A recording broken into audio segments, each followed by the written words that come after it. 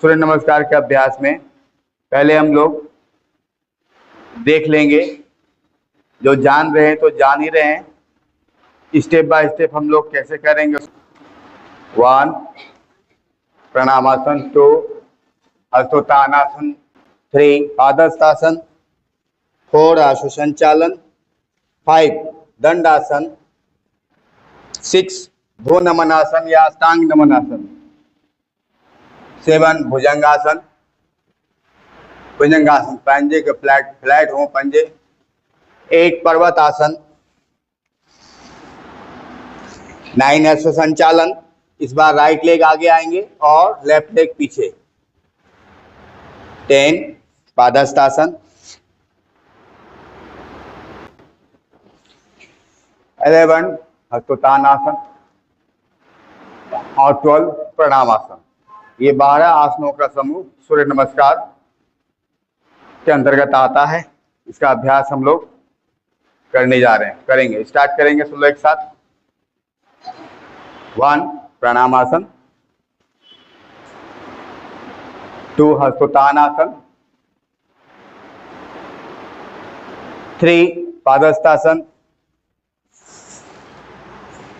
4 आशु संचालन,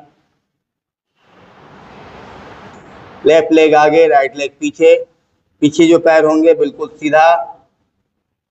5 दंडासन, बॉडी बिल्कुल डंडे के समान, ना ऊपर ना नीचे, बिल्कुल डंडे के समान।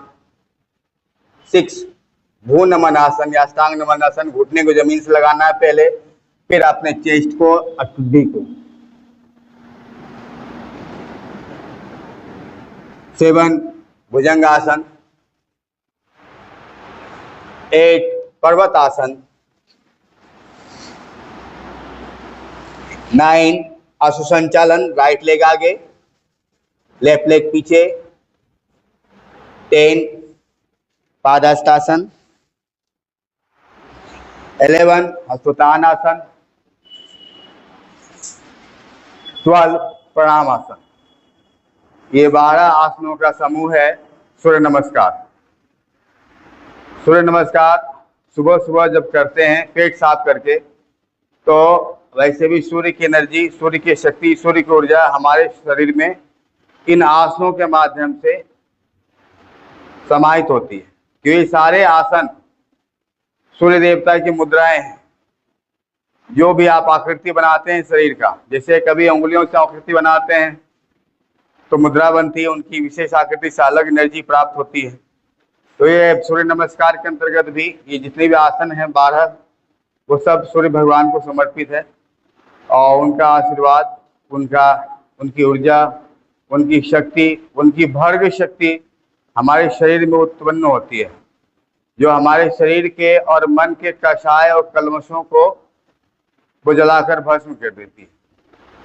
सूर्य की जो भर्ग शक्तियाँ होती हैं उसका बस यही काम होता है विशेष रूप से कि आपके समस्त शरीर और मन के विषाक्त कल्मश कषाय को वो जलाकर भस्म कर दें। ठीक है, इसी क्रम में अपने अभ्यास को आगे बढ़ाते हुए आज चौथा दिन है। चौथे दिन में हम लोगों ने बहुत सारे आसनों को सीखा, जाना, प्राणायाम को जाना सीखा, और आप अपने दैनिक जीवन में इसको समाहित कर लें, एक अंग बना लें, जिससे कि आप हमेशा निरोग और स्वस्थ रहें।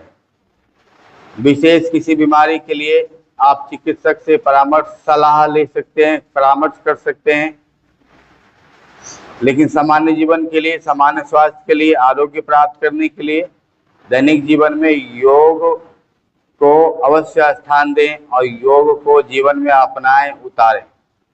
क्योंकि योग जो हम लोग अभी सीख रहे हैं, योग के नाम से जान रहे हैं, ये आसन और प्राणायाम क्रियाएं, ये तो मात्र एक व्यवहारिक पक्ष है योग का, मात्र एक व्यवहारिक पक्ष है योग का। योग को दरअसल में अब तक हम लोग नहीं जान पाए, नहीं समझ पाए, क्योंकि जितना जानेंगे, जितना समझेंगे उतना ही कम है। ये 2 अक्षर का शब्द योग बहुत ही व्यापक अर्थों में अपने आप में व्यापक अर्थों को लेकर समेटे हुए। योग का काम ही है जोड़ना और जोड़ना। अब बात आती है कि यहाँ हम लोग जो कर रहे हैं अभ्यास, प्रैक्टिकल व्यवहारिक पक्ष योग का जान रहे हैं, इससे हम किसको किसके साथ जोड़ रहे हैं? क्या आप लोगों को मेरे साथ जोड़ रहे हैं या हमको आप लोगों के साथ जोड़ रहे हैं? हम लोग तो आपस में जुड़े हुए ही हैं। ये जो हम लोग जोड़ने या जोड़ने का काम कर रहे हैं, या अपने आप से जुड़ने का काम कर रहे हैं। मन, आत्मा, शरीर, इन तीनों पे इसका बहुत ही ज्यादा तीव्र गति से असर पड़ता है योग का। तो योग सबसे पहले खुद से, स्वयं से जोड़ना सिखाती है। बाकियों से आप जोड़ना बाद में, पहले स्वयं से। स्वयं से जुड़ने के लिए क्या बताया जाता है योग के अंतर्गत? अब तक में हम लोगों ने जितना भी अभ्यास किया, सीखा, आपने गौर किया होगा। और क्योंकि ये हर अभ्यास के क्रम में हमने श्वास प्रश्वास को साथ लेकर के चला है और हर अभ्यास क्रम में श्वास को जोड़ा है लयबद्ध के तरीके से। तो श्वास प्रश्वास के साथ में खुद के अभ्यासों को जोड़ना, अर्थात खुद को खुद से जोड़ना है। अन्यथा दैनिक जीवन में आप 24 घंटे श्वास लेते रहते हैं, कभी अपने श्वास पर ध्यान केंद्रित कर पाते हैं क्या? देखते हैं क्या कि श्वास चल रही है, नहीं चल रही है, गर्म चल रही है कि ठंडा चल रही है, सर्दी? नहीं ध्यान देते। लेकिन इन अभ्यास के क्रम में क्या किया हमने? श्वास प्रश्वास को अपने आप के साथ जोड़ा। अपने ही भीतर अंदर जो आ रही है, जा रही प्रक्रिया चल रही है, उसको हम लोग अब तक न जान पा रहे थे, न देख पा रहे थे, न समझ पा रहे थे। इन अभ्यास 4 दिनों के अंतर्गत हमने उनको जाना। हमने अपने आप से अपने आप को जोड़ा है, किसी और से नहीं।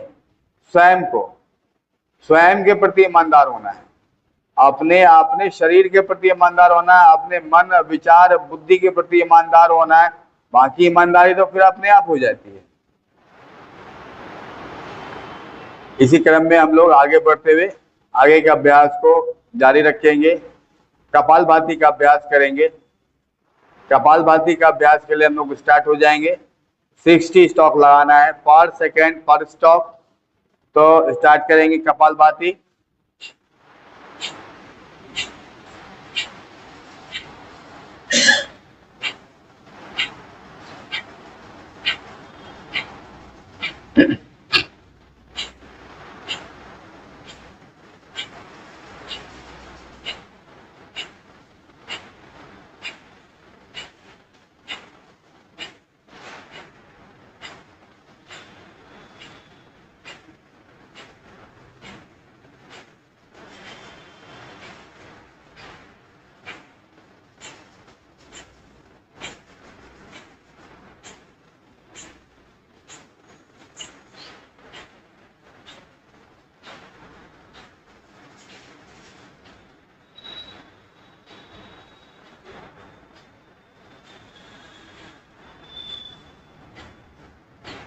स्टॉप। फुल्ली एक्सेल कर देंगे। अपने पेट के अंदर की समस्त वायु को लास्ट में बाहर निकाल देना है, बिल्कुल खाली। और फिर कुंभक लगाना है। होल्ड।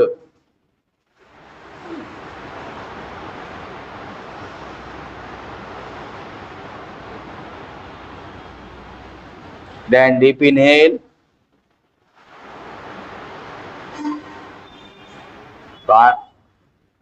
प्राणाकर्षण प्राणायाम का अभ्यास करना है।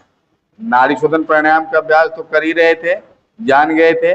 अब क्या है कि स्टॉक के बाद प्राणाकर्षण प्राणायाम को हम लोग करेंगे। प्राणाकर्षण प्राणायाम में बताए हैं तो बहुत नॉस्ट्रिल से, दोनों नासिका छिद्रों से पूरा डीप इनहेल कंठ तक लाना है, भरना है वायु को, फिर रोकना है।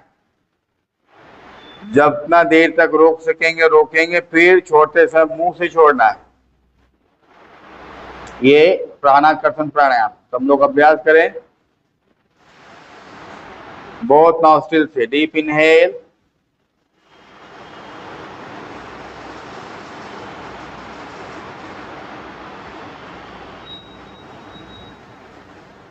माउथ से एक्सेल करना है। प्राणाकर्षण प्राणायाम परम पूज्य गुरुदेव के द्वारा प्रतिपादित किया गया, बताया गया है, जो कि बहुत ही प्रभावशाली प्राणायाम है।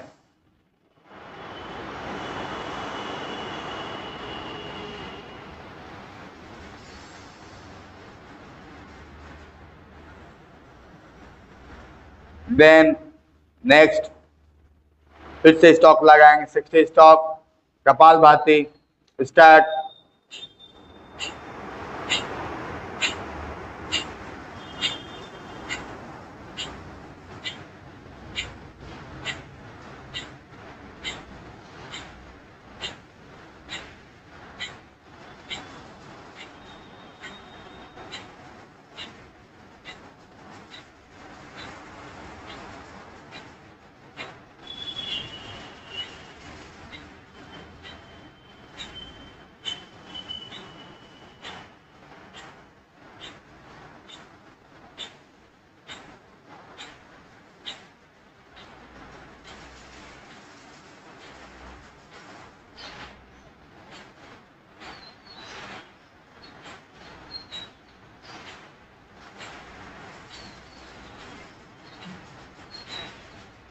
Stop.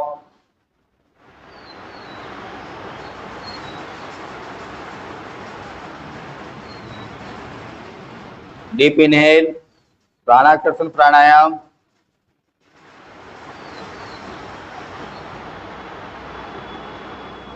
Hold.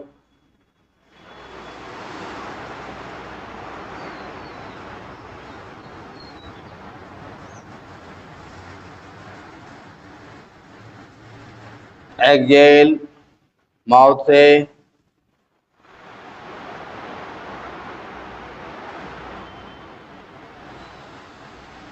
Inhale,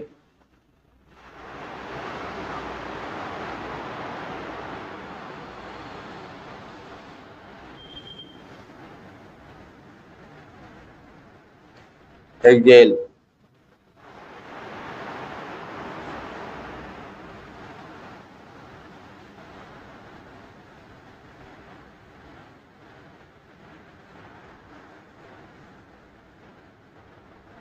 inhale,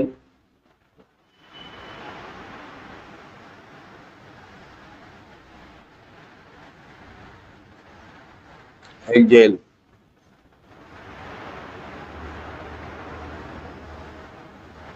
then next stroke फिर से 60 स्टॉक लगाएंगे, स्टार्ट कपालभाति।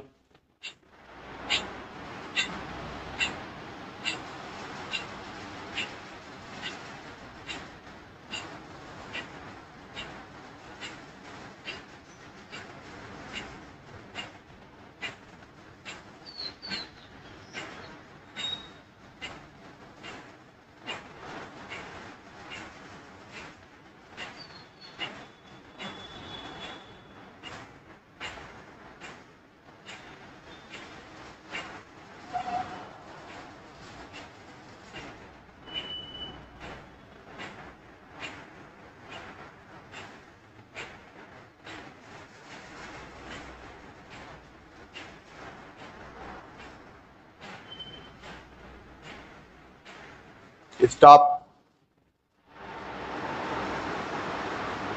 प्राणाकर्षण प्राणायाम, बहुत नॉस्ट्रिल से।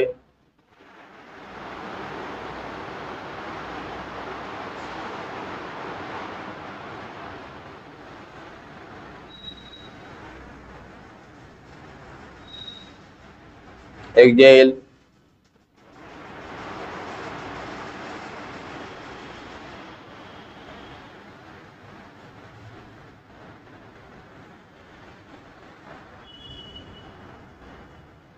Inhale,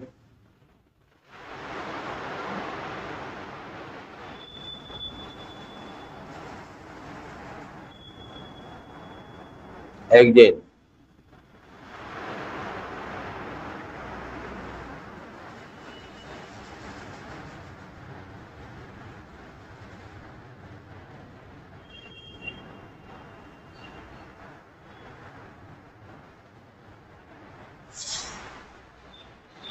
inhale,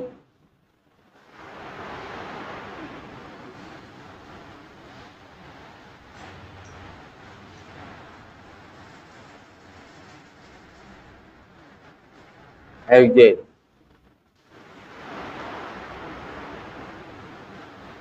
then release and relax। इसी क्रम को आगे बढ़ाते हुए हम लोग 5 दिन शांति पाठ करेंगे, समय को ध्यान में रखते हुए। आज के अभ्यास तो हम यहीं पे समाप्ति की ओर ले जाएंगे। लंबी गहरी श्वास प्रश्वास के साथ ओम का उच्चारण करेंगे। दोनों हाथ गोद में, ध्यान मुद्रा में, कमर गर्दन सीधी। तो एक प्रश्न था, आंखों के लिए किसी को पूछा था? आंखों के लिए, हाँ ठीक है। तो अभी हम लोग शांति पाठ करने से पहले थोड़ा आंखों के बारे में जान लेंगे। आंखों की समस्या जिनको भी रहती है या आपको चश्मा लगा हुआ है, तो ऐसे कंडीशन में क्या है कि आंखों की जो योगाभ्यास है, जो एक्सरसाइज है, उसका अभ्यास आप करें तो जो आपकी आई साइट वीक है वो ठीक हो जाएगी।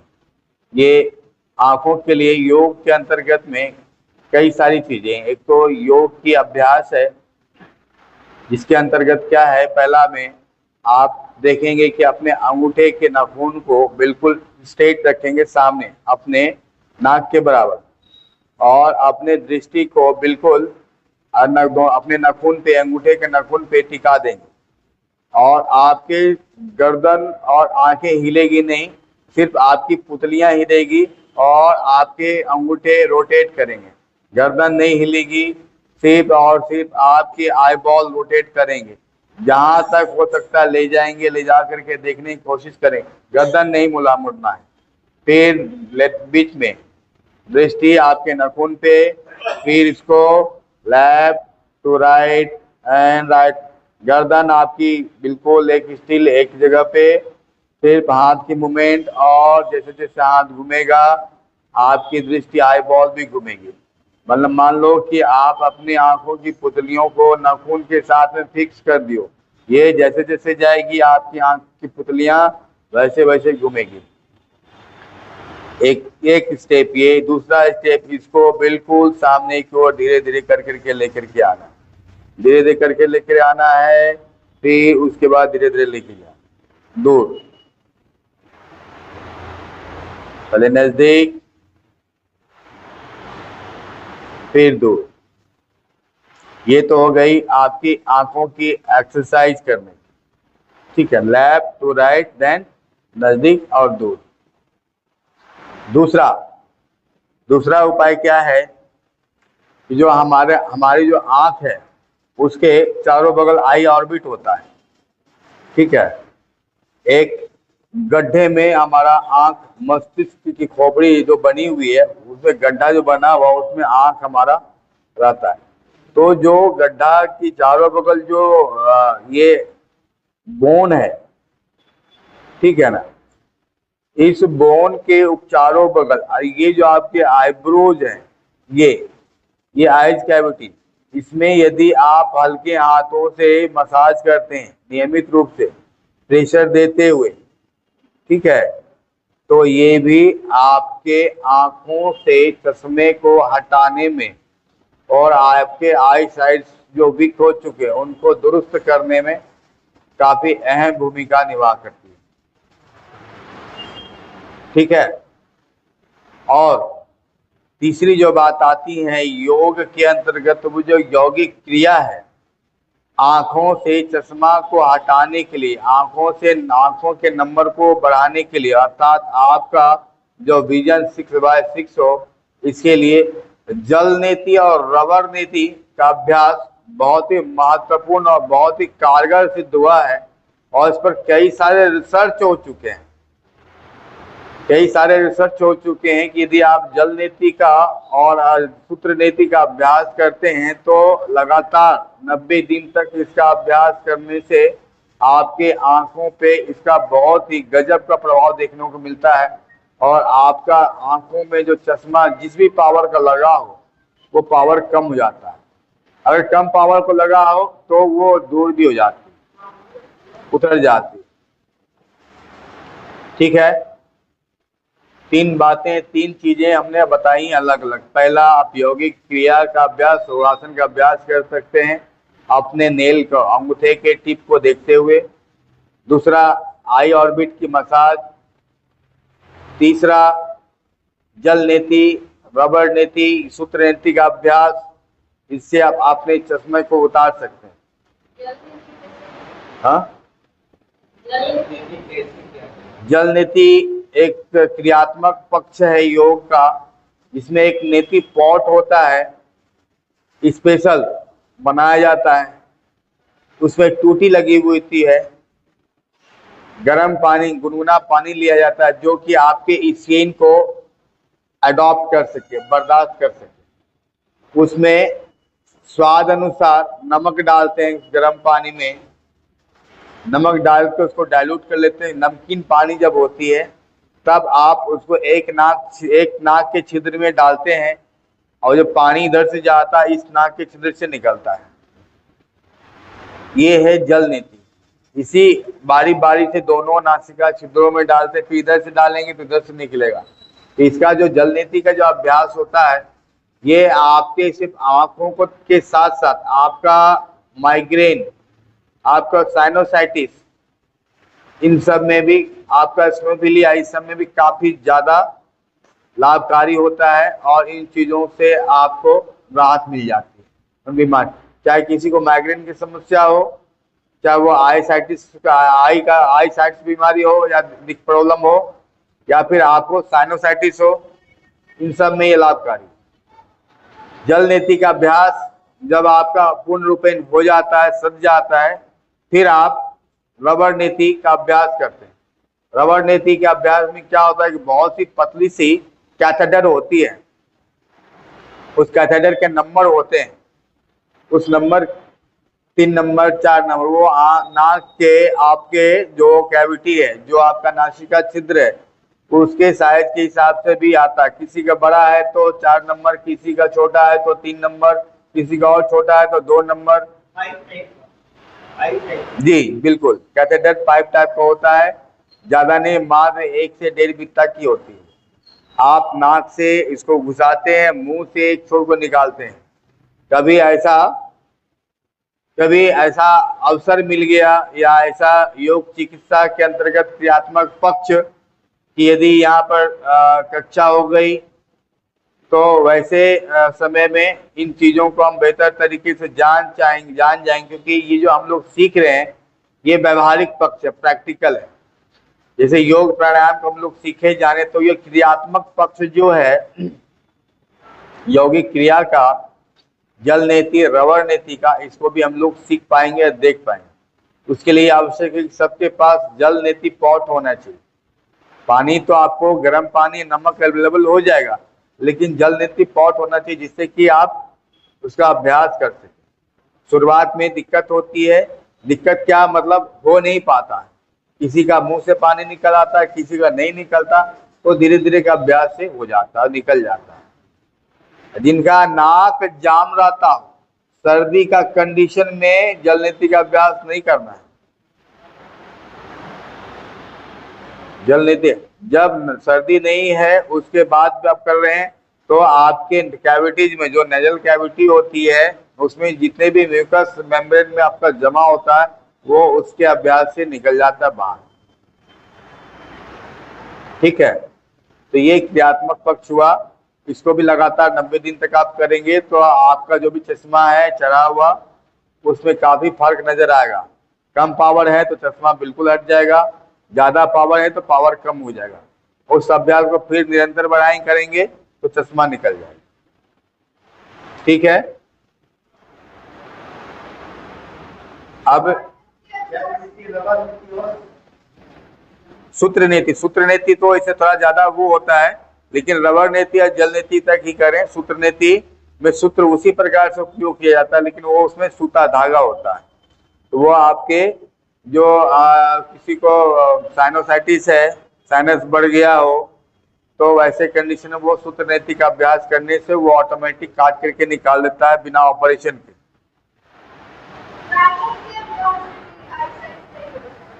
हाँ, त्राटक के अभ्यास से भी आप अपने आई साइट्स को मजबूत बना सकते हैं। त्राटक के अभ्यास से होता क्या है कि आपके आंखों की ऊर्जा बढ़ती है, आपकी आंखों की समस्या कम नहीं होगी, आपकी जो आंखों की ऊर्जा है वो बढ़ जाती है। जब आपकी आंखों की ऊर्जा बढ़ती है तो ऑटोमेटिक क्या है कि समस्या आपके सामने छोटी दिखने लगती है, कम दिखती है। तो वैसे कंडीशन में भी आर्थ्राइटिस भी आंखों के लिए लाभकारी है। ठीक है। और जो कुछ रेमेडीज है जिसका उपयोग आप अपने घर में कर सकते हैं, तो उस रेमेडीज का उपयोग करेंगे महीने 2 महीने, तो आपके आंखों से चश्मा बिल्कुल उतर जाएगा, बिल्कुल उतर जाएगा, चाहे वो किसी भी पावर का क्यों ना लगा। तो लगभग हमने आंखों के लिए 4 से 5 चीजें बताई हैं अलग अलग। उसको आप अपने जीवन में उतारेंगे तो आपकी आंखों की समस्या भी दूर हो जाएगी। ठीक है। और किसी कोई प्रश्न नहीं तो हम लोग आगे बढ़े शांति पाठ की ओर।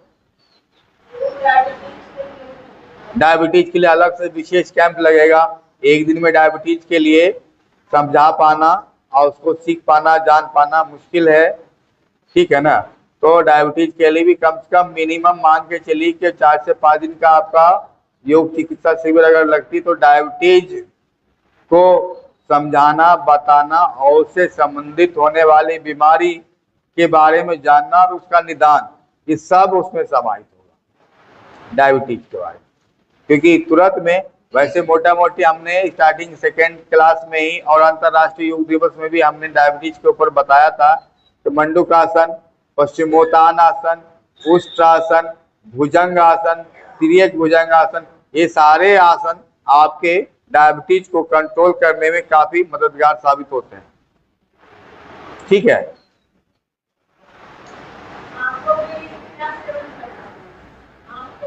विटामिन ए का जितना अधिक सेवन करेंगे आंखों की रोशनी आपकी ठीक रहेगी।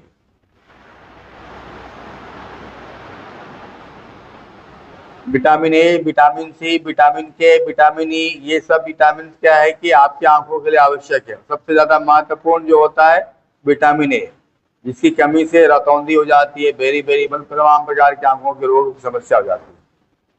विटामिन ए का स्रोत क्या है? गाजर खाएं, लाल बीट खाएं, रेडिश टमाटर खाएं, रेडिश आइटम जितना है आपका, अनार खाएं, स्ट्रॉबेरी खाएं, सब में आपको विटामिन ए मिलेगा। बिल्कुल। आम भी खाएं, उसमें भी रहता है। सबसे अधिक मात्रा विटामिन ए की गाजर में होती है और फिर अनार में पाया जाता है और फिर स्ट्रॉबेरी में पाया जाता है। बाकी मिलता तो सब में थोड़ा थोड़ा है, लेकिन इन सब चीजों में ज्यादा मिलेगी। आंवला में विटामिन सी की मात्रा अधिक होती है। ए भी रहता है लेकिन कम मात्रा में रहता है, बिल्कुल कम मात्रा में रहता है। और कुछ?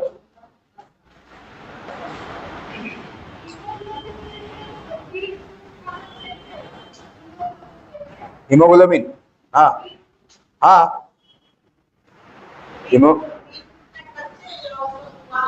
जिस भी अवस्था में उसको खा सकते हैं आप, कच्चा खा सके, हलवा बना खा सके, पुलाव खा सके, जैसे उसको खाना है आप खा लीजिए। जूस पीना है पी सकते। हीमोग्लोबिन और सबसे बढ़िया स्रोत है गुड़ खाइए हीमोग्लोबिन बढ़ाने के लिए। गुड़ गुड़ गुड़, उससे आपका हीमोग्लोबिन भी बढ़ेगा, आयरन भी बढ़ेगा। और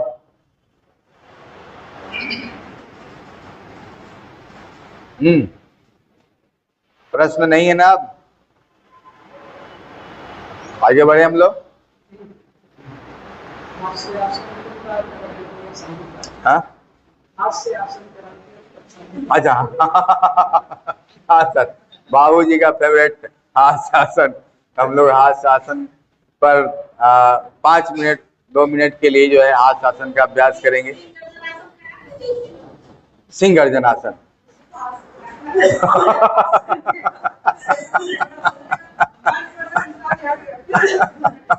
ठीक है, हम लोग सिंह गर्जन आसन का अभ्यास करते हैं, उसी में हास्य आसन भी हो जाएगा। बात भी सही है, लेकिन देखिए दोनों में समानता क्या है?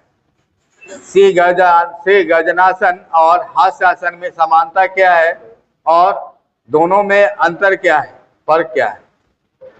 देखिए, सिंह गर्जनासन जब हम गरजते हैं तो हमारी जीवा बाहर होती है, बिल्कुल पूरी तरह से आंखें बाहर निकलती तैरती है। मतलब जो आपके अंदर की जो उसमें पेट की स्थिति क्या होती है, पेट अंदर जाती है, आपकी जो एनर्जी है बॉडी वो बाहर निकलती, ठीक है ना, ये भी ध्यान रखना। तो हास्य आसन में क्या है, वही जब हम लोग हंसते हैं तो हमारी एनर्जी बाहर निकलती है और हमारे पेट की स्थिति क्या होती है, वो सब लोग इस बात को महसूस कर सकेंगे हंस करके कि पेट की स्थिति क्या होती है। और अभी जितने भी लोग हंसेंगे, हंसना सबको जरूरी है, सभी हंसेंगे और ये देखेंगे आपका पेट हिल रहा है कि नहीं हिल रहा है, ठीक है। आप देखिए, आपने खुद की ईमानदारी बरतें, आप हंसी ओरिजिनल हंस रहे हैं कि डुप्लीकेट, दिखाने के लिए हंस रहे हैं या खुद के लिए हंस रहे हैं, ये तो अपना होना चाहिए, ठीक है। हम लोग सिंह गर्जन आसन का अभ्यास करते हैं सिंह के समान।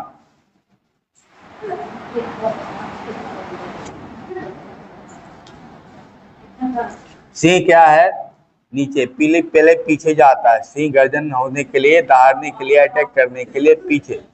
आप अपने हथेलियों को इस प्रकार से भी रख सकते हैं, अपने हथेलियों को इस प्रकार से भी रख सकते हैं, जैसे आपको अपनी सुविधा हो, ठीक है ना। अब क्या है कि जोर से दहाड़ना है सिंह के तरह,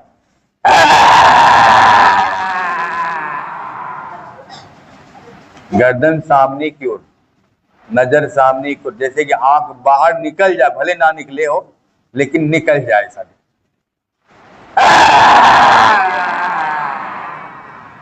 इससे एक लाभ और भी होता, कीजिए, हम करेंगे तो ही करेंगे क्या?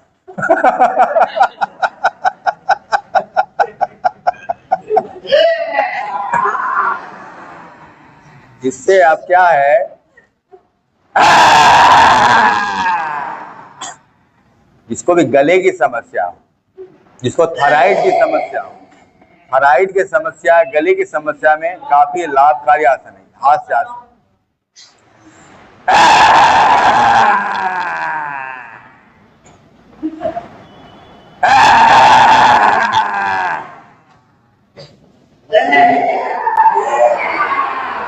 दम नहीं है, एक बकरी नहीं भाग रही, कैसी सी गर्जन आसन है।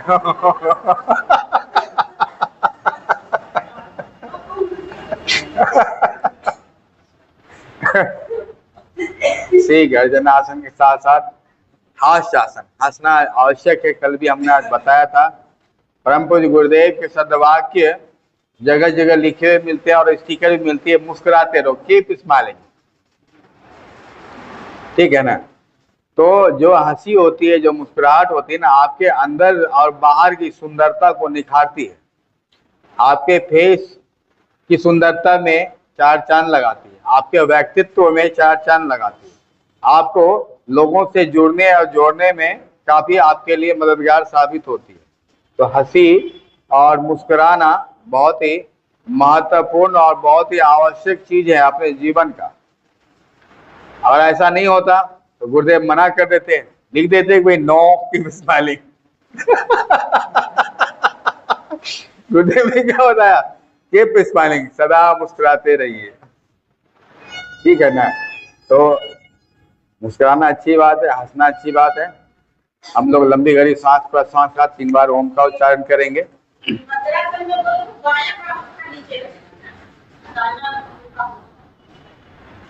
बायां जो है हमारा चंद्र स्वर अर्थात चंद्र को निरूपित करता है और दायां जो है सूर्य को निरूपित करता है, ठीक है ना। ठंडा गर्म, लंबी गहरी श्वास प्रश्वास के साथ 3 बार ओम का उच्चारण। डीप इनहेल,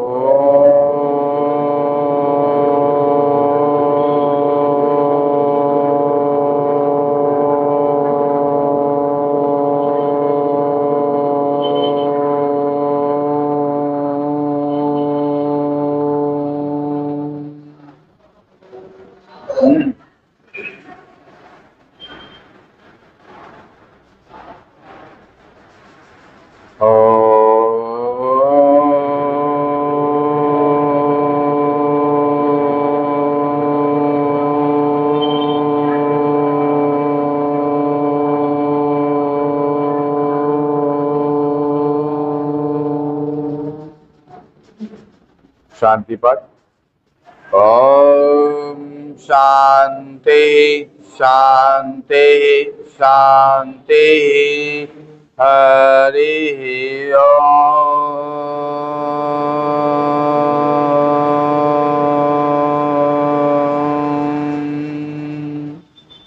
हरि ओम तत्सत।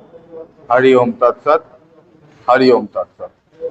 दोनों हथेलियों को आपस में रगड़ते हुए आंखों को चेक करेंगे। देन होल फेस को रब करते हुए धीरे से आंखें खोलेंगे